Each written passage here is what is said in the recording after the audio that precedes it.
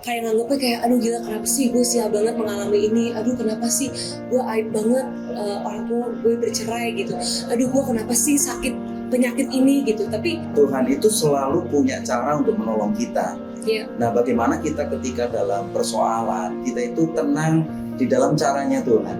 Karena aku udah coba ke semua tempat gitu, aku udah coba ke tempat ini, tempat itu, balik lagi ujung-ujungnya cuma Tuhan doang yang bisa kasih kamu kepuasan, cuma Tuhan doang yang...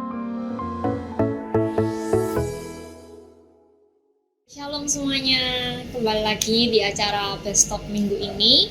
Dan hari ini kebetulan hadir bersama kita bintang tamu kita yang sungguh sangat memberkati. Ada Kak Angel Peters. halo semuanya, shalom. Kemudian juga kita kedatangan Pastor Michael dan juga Pastor Daud. Shalom. Nah, jadi teman-teman kebetulan Kak Angel Peters hari ini datang ke Surabaya, dan tadi itu kita udah mendengar kayak kesaksian-kesaksian dia yang sungguh memberkati. Jadi kita mau langsung aja nih. Halo Kak Angel.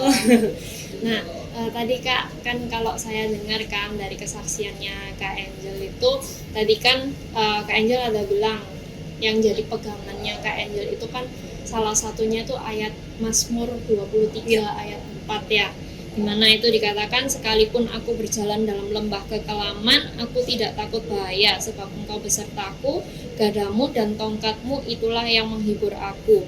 Nah, saya mau tahu nih Kak, coba boleh diceritain sama teman-teman, kira-kira pengalaman bersama Tuhan apa sih yang sampai kayak membuat Kak Angel itu bisa punya pegangan kayak ayat ini gitu? Ya jadi sebenarnya awalnya itu dari banyak hal sih sebenarnya. Memang perjalanan bersama Tuhan ini kayaknya pendalaman sebuah firman itu semakin hari kayaknya semakin beda gitu ya. Kalau misalnya ditambah dengan pengalaman lagi, dulu mungkin ngertinya cuman oh kayak Tuhan bersamaku gitu. Tapi ketika kita mengalami sesuatu kejadian yang berat di dalam kehidupan kita, baru kita benar-benar mengerti gitu. Apa sih artinya sekalipun aku berjalan dalam lembah kekelaman tuh Tuhan tetap bersamamu gitu. Itu yang benar-benar, karena banyak banget sih di dalam hidup aku yang contohnya kayak so many things ya, kayak divorce mama papa aku kemarin gitu, terus struggle di dalam karir juga gitu, struggle di dalam kehidupan sehari-hari gitu, yang benar-benar kayaknya dalam kasat mata manusia tuh itu apa ya, sulit untuk dilewati gitu, bahkan hampir mustahil untuk dilewati gitu. Pernah juga ngerasain aduh gimana ya menghadapi hari esok gitu, mentally pokoknya semuanya deh gitu, sampai akhirnya get to this point bahwa Tuhan itu emang bener-bener cuman satu-satunya yang bisa menjadi pegangan. Dan apa yang dibilang di Mazmur ini itu bener-bener aku alamin banget gitu. Kayaknya rasanya udah ngeri banget nih Tuhan lewatin ini, kayak udah nggak bisa banget nih Tuhan lewatin ini, tapi kan Tuhan bilang aku besertamu gitu. Nah itu bener-bener kejadian gitu, bener-bener kayak penyertaan Tuhan yang luar biasa tuh bener-bener ada gitu. Hari-hari yang sedih dilewatin, hari-hari aku lagi depres ditemenin sama Tuhan gitu. Jadi emang bener-bener aku nggak bisa ngomong apa lagi sih, emang bener-bener it's real gitu, it's just it's mind blowing aja kalau buat aku ya gitu. Kadang-kadang kita ngerasa udah nggak mampu, tapi ternyata Tuhan masih berikan kita kemampuan, Tuhan masih berikan kita kekuatan, Tuhan masih memberikan kita jalan keluar gitu sih. Itu yang luar biasanya. Jadi kayak kita tuh memang benar-benar harus mengalami sendiri. Iya. Kayak ayat itu nggak bisa cuman kayak sekedar oh ya kita tahu terus habis gitu kita dengar gitu, tapi harus kayak ada pengalaman sendiri. Jadi kita tahu kalau Tuhan itu jalan sama-sama kita gitu. Iya, itu aku ngerasanya it's a way of God, kayak jadi rasanya lebih deket lagi sih sama Tuhan gitu. Dengan segala proses yang terjadi di dalam kehidupan kita itu sebenarnya lebih mendekatkan kita lagi kepada Tuhan gitu. Yang kayak aku tadi bilang kan, kalau kita lagi mengalami sebuah proses, ya aku percaya sih kayak it's a way of God reaching us tuh, bukan kayak Tuhan memberikan kita masalah gitu, enggak, tapi aku melihatnya bahwa kayak melalui proses ini aku jadi lebih dekat lagi sama Tuhan, jadi lebih mengerti lagi firman Tuhan, jadi lebih percaya lagi sama Dia gitu, kayak increases the faith gitu yang ada di dalam diri kita gitu. Jadi nanti once kita melewati sesuatu yang namanya manusia ya, kan nalarnya ya pastor ya, pasti ada yang namanya worried, ada yang namanya takut, ada yang namanya overthinking, ada yang namanya apa gitu. Tapi seiringnya dengan proses ini gitu, itu semua nanti akan kekikis gitu, akan berkurang gitu. Atau mungkin di tengah jalan kita kelupaan gitu. Nah, tapi proses-proses kehidupan inilah yang membuat kita tuh akhirnya benar-benar mengalami keindahan kayak firman Tuhan gitu. Menurut aku gitu. Ya, saya rasa ini sesuatu pengalaman rohani, tiap-tiap orang kan beda-beda ya. Iya.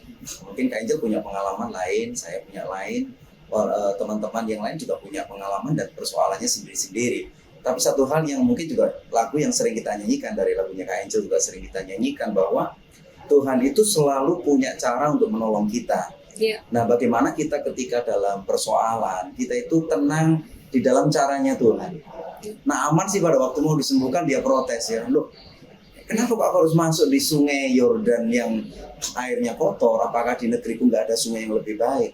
Tapi itu kan caranya Tuhan untuk disembuhkan. Yeah. Nah, kadang-kadang kita nggak bisa tenang, kita gusar, kita kayak marah. Ada sesuatu yang nggak kita terima ketika kita mendengar nasihat firman, pastor kita ngomong, nasehatin, atau kita baca Alkitab. Loh, kok harus ngampuni, ya kan? Loh, kok harus ngelupain? Loh, kok harus pakai cara yang ini? Tapi itulah memang jalannya Tuhan, ya. Itulah caranya Tuhan. Kita nggak bisa menyelami jalan Tuhan. Bagian kita adalah bagaimana kita tenang di dalam cara Tuhan. Karena Tuhan tuh punya begitu banyak cara untuk menolong kita. Masalahnya Tuhan bisa aja bawa kita ke pengalaman rohani yang mungkin lebih panjang.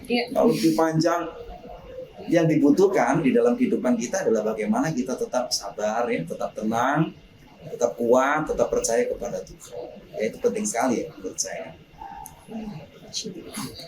Jadi kalau tadi Mazmur 23 ayat 4 ya. Mazmur 23 kan banyak orang ahli-ahli teologi percaya itu ditulis waktu Daud sudah usia, sudah tua.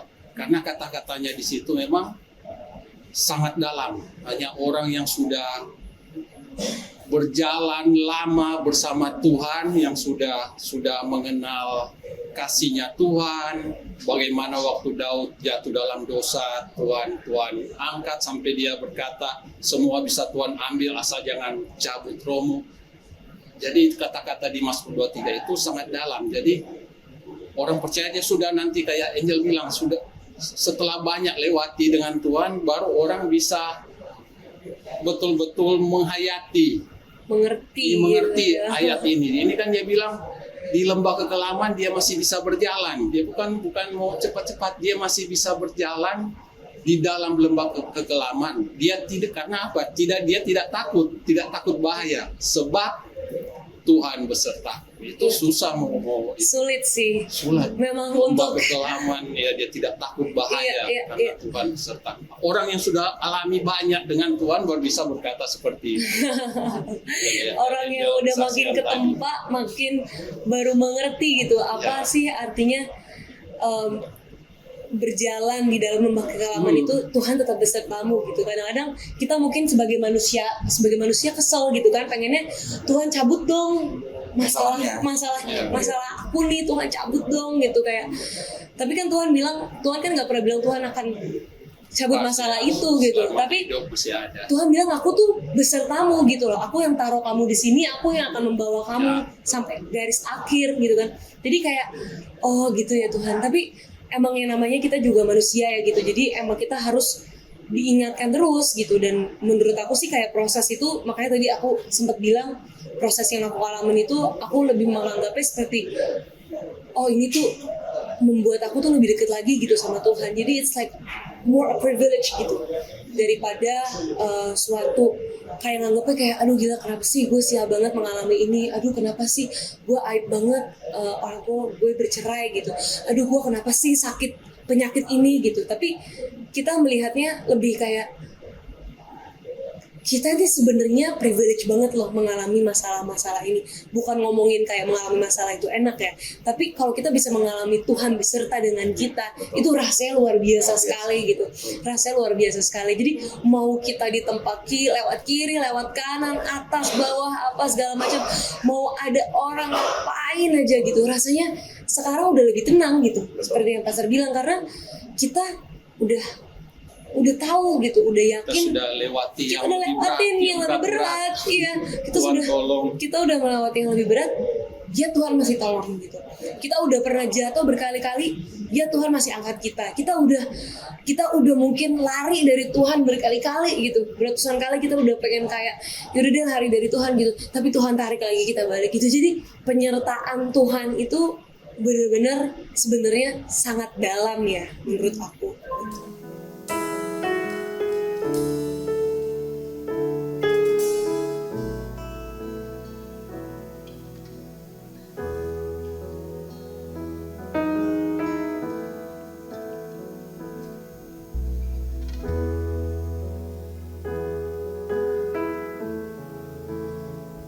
Tak sekalipun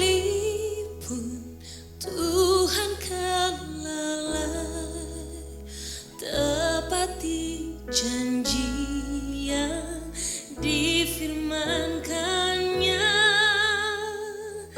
Tak sekalipun Tuhan kan gagal genapi semua yang dirancangkannya.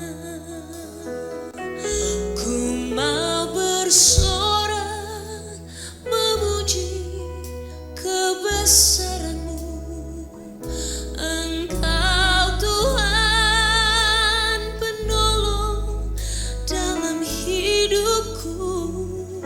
Ku angkat tanganku percaya akan firman-Mu, tak akan Kau meninggalkanku.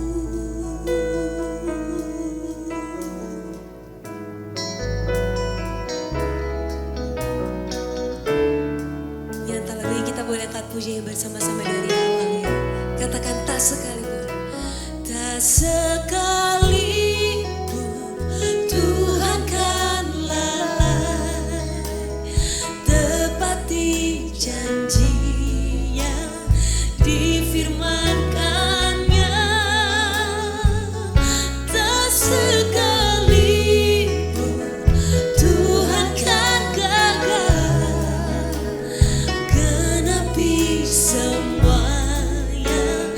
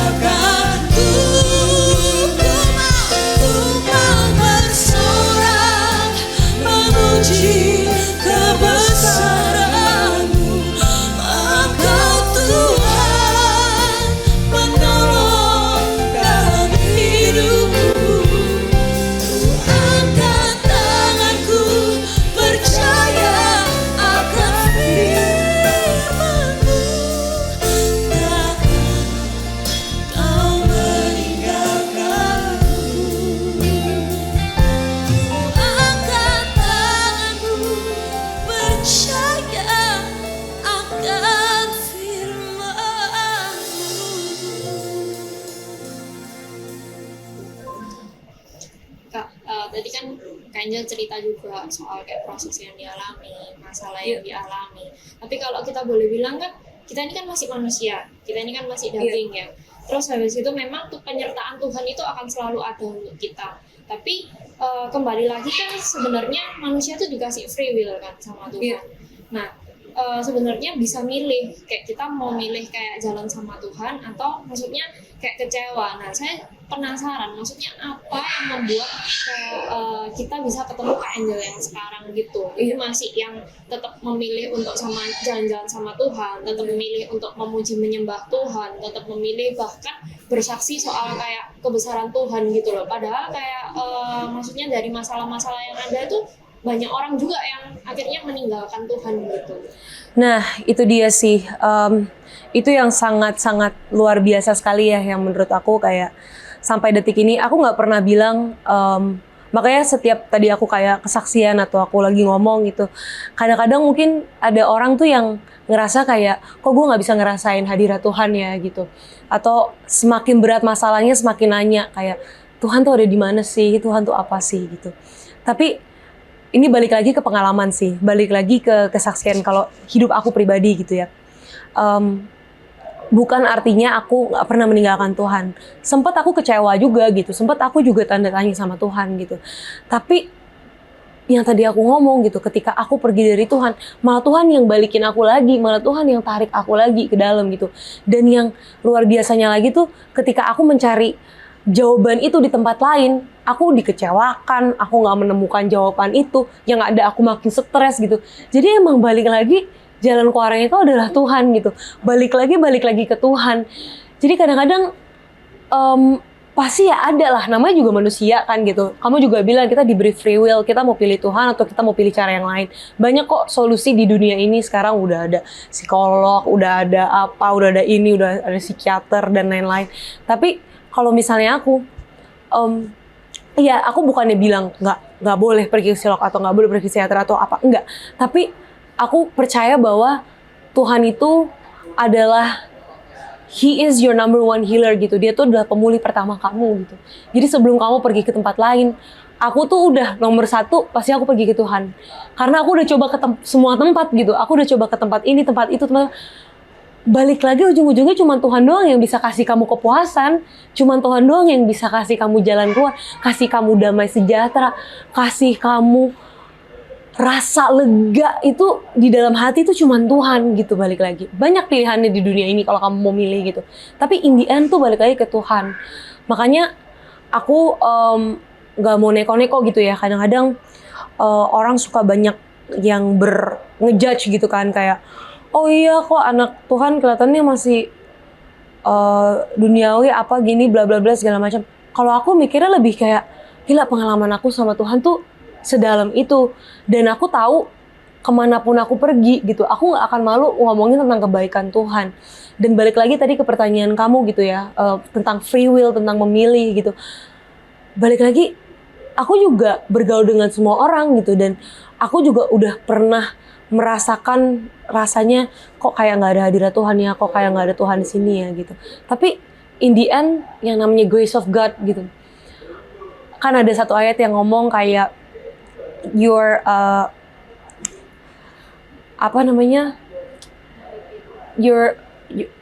your weakness tuh kayak made perfect in God's grace gitu loh. Bahwa kekurangan, kelemahanmu itu perfect gitu di dalam kuasa Tuhan, di dalam kuasa Tuhan gitu. Jadi itu yang buat aku kayak wow, amazing. Yang luar biasa. Saya pikir gini, ketika kita dalam masalah, kenapa kok kemudian Tuhan nggak mengangkat masalah kita? Karena apa? Karena sebenarnya Tuhan itu mau membentuk kita jadi dewasa.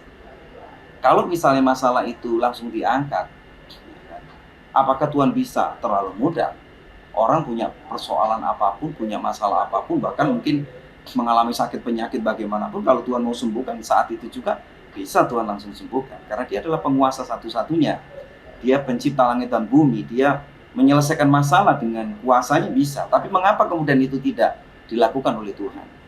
Karena Tuhan sedang memproses kita, mengizinkan masalah itu ada untuk kita hadapi supaya kita lebih sabar, ya, supaya kita lebih dewasa, supaya kita lebih memiliki karakter yang baik. Iya.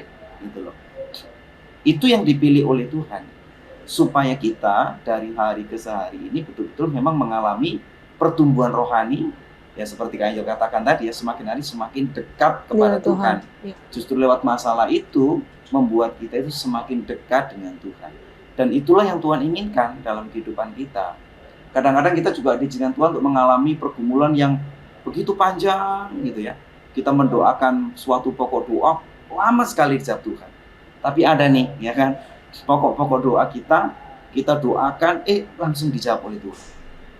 Ada pergumulan yang panjang, ada pergumulan yang begitu singkat ya, Iya. begitu kita doa atau kadang-kadang kita cuma ngomong gitu aja tiba-tiba Tuhan langsung jawab. Masalahnya sudah selesai. Kenapa Tuhan kadang-kadang izinkan kita mengalami masalah yang panjang, tapi kemudian suatu kali Tuhan juga mengizinkan kita masalah begitu singkat. Nah, semua juga ada tujuannya. Masalahnya itu panjang supaya kita kuat dalam iman, supaya kita semakin murni. Tuhan mengizinkan kita punya masalah, kemudian kita berdoa langsung masalahnya selesai, supaya kita juga belajar untuk terus bersyukur kepada Tuhan, ya, terus berharap kepada Tuhan. Iya. Jadi mau masalahnya panjang atau masalahnya pendek bukan urusan Bukan kita. urusan kita. Iya, itu adalah urusannya Tuhan yang sedang membentuk kita lewat masalah itu supaya kita lebih sabar ya, lebih punya penguasaan diri, bahkan mungkin bisa lebih kreatif, lebih bisa berprestasi. Ya. Karena masalah itu kayak semacam menjadi suatu batu loncatan juga untuk kita bisa mengalami terobosan-terobosan baru dalam pelayanan dan kehidupan kita tiap hari. Aku percaya banget sih yang Pastor ngomong tadi, emang kadang-kadang kebanyakan anak muda, apalagi sekarang udah era digital gitu ya, ngelihat nge-scroll Instagram, nge-scroll TikTok, mungkin ngelihat wah gila ya dia bisa sukses secara cepat gitu kan, secara instan gitu. Jadi kadang-kadang kita tuh maunya segalanya tuh instan gitu. Iya. Tapi kadang-kadang kita harus tahu bahwa Tuhan kita tuh Tuhan yang mungkin lebih tertarik dengan hati kita, lebih tertarik dengan karakter kita daripada pencapaian kita. Karena kan yang Pastor bilang, kalau Tuhan mau kasih, ya Tuhan tinggal kasih gitu loh. Kalau Tuhan mau sediakan, Tuhan tinggal sediakan buat kita kok gitu. Segampang itu. Jadi kadang-kadang kita sebagai manusia, kita cetek banget berpikirnya. Yang kita kejar, oh iya yang kita kejar nggak salah gitu. Yang kita kejar uang, yang kita kejar kesuksesan. Semua juga mau sukses, semua juga mau uang gitu. Tapi in the end, kita harus mikir juga bahwa kita tuh harus punya fondasi yang kuat gitu. Dan Tuhan itu membentuk itu. Kita kadang-kadang sebagai manusia suka sok tahu juga gitu. Sok tahu kayak, udahlah gue udah paling pinter, gue udah paling bisa, gue udah paling ini, gue udah paling itu. Tapi enggak gitu, ternyata kita tuh harus dibentuk sama Tuhan. Kita harus dibentuk karakternya gitu. Jadi Tuhan itu lebih tertarik terhadap karakter kita daripada pencapaian kita. Karena we are nothing without God. Kita itu bukan siapa-siapa tanpa Tuhan gitu. Dan kita nggak bisa buat apa-apa tanpa Tuhan. Jadi ya balik lagi seperti yang Pastor bilang tadi, semua di tangan Tuhan. Mau kita di pergumulan jangka pendek, jangka panjang, itu semua urusan Tuhan, itu aturan Tuhan gitu. Dan kayak buat aku setuju banget sih. Kayak aku pun juga tergolong sangat ambisius sekali dulu. Dan ambisius itu sebenarnya ada baiknya, ada tidak baiknya gitu. Kayak udah mengatur sendiri kehidupan. Pokoknya umur segini harus punya ini, umur segini harus gini. Tapi balik lagi, ternyata diizinkan Tuhan mengalami proses yang panjang gitu. Tapi dari proses panjang itu aku belajar bahwa ternyata Tuhan tuh lebih interested sama karakter aku ya daripada sama pencapaian aku gitu. Karena segala yang aku capai di dalam hidup aku ini juga semua Tuhan yang ngatur dan semua juga Tuhan yang kasih, bukan aku yang buat gitu. Kalau aku mau buat sendiri kan juga nggak bisa gitu. Mungkin ada tanggapan dari Pastor. Tentang free will itu, ya betul tadi itu bilang Pak Angel, kita bisa kecewa, kita bisa kalau ada masalah, intinya kita ini bisa berbuat dosa pastinya, kecewa, marah, mungkin kita juga bisa tipu orang, tapi kan sebagai orang yang percaya, kita ini sudah memutuskan untuk tidak hidup dalam dosa. Kenapa? Karena kita sudah dibeli kan, kita ini melayani Tuhan. Ada seorang hamba Tuhan yang bilang, yang aku jadi dasar dalam pelayananku juga. Dia bilang, kita melayani bukan untuk apa yang akan Tuhan berikan. Kita ini melayani Tuhan karena apa yang sudah Tuhan berikan pada kita. Jadi itu dasar dalam kita melayani. Kita ini bisa memutuskan untuk tidak mau hidup dalam dosa karena apa yang Tuhan sudah lakukan untuk kita. Kita ini sudah dibeli, sudah jadi hamba kebenaran istilahnya. Karena itu kita sudah hamba kebenaran, kan sudah tidak bisa hidup dalam dosa lagi. Kita ini hamba dari kebenaran. Jadi ininya kita cara berpikir kita, hidup kita semua itu sudah berubah. Sudah lain. Cara pandang kita ini sudah berubah. Karena kita sudah menjadi hamba kebenaran. Yang penting di sini sih, ketika kita dalam persoalan, rasa syukur itu harus terus ada. Jangan sampai kita kehilangan sukacita. Siapa yang suka masalah? Nggak ada yang suka masalah, ya kan? Kita bersyukur bukan karena kita suka masalahnya. Aku bersyukur deh, aku dapat masalah. Nggak, ya kan? Bukan begitu. Tapi kita bersyukur atas penyertaan Tuhan, bersyukur atas pertolongan Tuhan yang terjadi dalam kehidupan kita. Semua orang nggak suka kepada masalah. Kadang-kadang kan orang nggak ngerti ngomong, orang Kristen kayaknya suka ya dapat masalah ya. Karena pada waktu dia dapat masalah, dia bersyukur loh.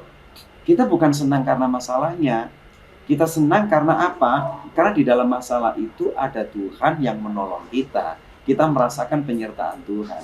Sehingga apapun yang kita terima hari ini, ya mari kita syukuri. Kalau kita memiliki sebuah ambisi-ambisi yang atau ekspektasi-ekspektasi yang melebihi kepercayaan Tuhan yang diberikan kepada kita, ya nanti kita akan justru keluar masuk masalah. Ya, masalahnya terjadi. Kenapa terjadi masalah? Karena kita punya keinginan nggak tercapai, kita menjadi kecewa. Tapi kalau hati ini selalu dipenuhi dengan rasa syukur, belajar mencukupkan diri dengan apa yang ada, saya yakin promosi itu datangnya dari Tuhan. Iya. Iya dong. Ya kan, promosi itu datangnya dari Tuhan. Dia nanti akan mengangkat dengan caranya, bukan dengan cara kita. Makanya kita kan harus nurut sama Tuhan ya gitu ya. Harus terus berjalan dalam rencana Tuhan. Puji Tuhan. Sebenarnya saya tuh masih banyak yang kayak mau ditanyain ke Kak Angel, soalnya dari tadi kayak maksudnya dari pengalaman yang Kak Angel ceritain, terus pengalaman maksudnya sama Tuhan kayak gitu tuh kayak buat saya pribadi itu kayak memberkati sekali gitu. Cuman mungkin memang waktunya nggak cukup. Mungkin lain waktu kita akan ketemu lagi sama Kak Angel. Mungkin hari ini yang bisa saya ambil itu kita tuh masing-masing tuh punya pengalaman pribadi sendiri-sendiri ya sama Tuhan. Nah, terus kembali lagi, memang Tuhan itu tujuannya pasti untuk meningkatkan level iman kita, meningkatkan level kerohanian kita. Tapi kembali lagi ke kita masing-masing, kita ini sama Tuhan dikasih free will. Kita ini mau jalan sama-sama Tuhan, terus habis gitu kita melihat kayak kuasa Tuhan dalam kelemahan kita, atau kita mau jalan sendiri. Dimana kalau kita jalan sendiri pasti lebih berat gitu loh. Sedangkan kalau sama-sama Tuhan, pasti Tuhan itu bantu kita untuk menanggung beban kita. Oke, thank you banget Kak Angel. Thank you, terima untuk kasih. Terima kasih. Thank you, Terima Pastor kasih. Raul. Thank you, Pastor Michael. Thank you. Tuhan Yesus berkati. Tuhan Yesus Tuhan memberkati. Yesus memberkati. Oke, teman-teman, mungkin kita akan kembali lagi di acara Best Talk berikutnya bersama bintang tamu yang berbeda dan tentunya akan sangat memberkati kita. Oke, sekian acara hari ini. Tuhan Yesus memberkati.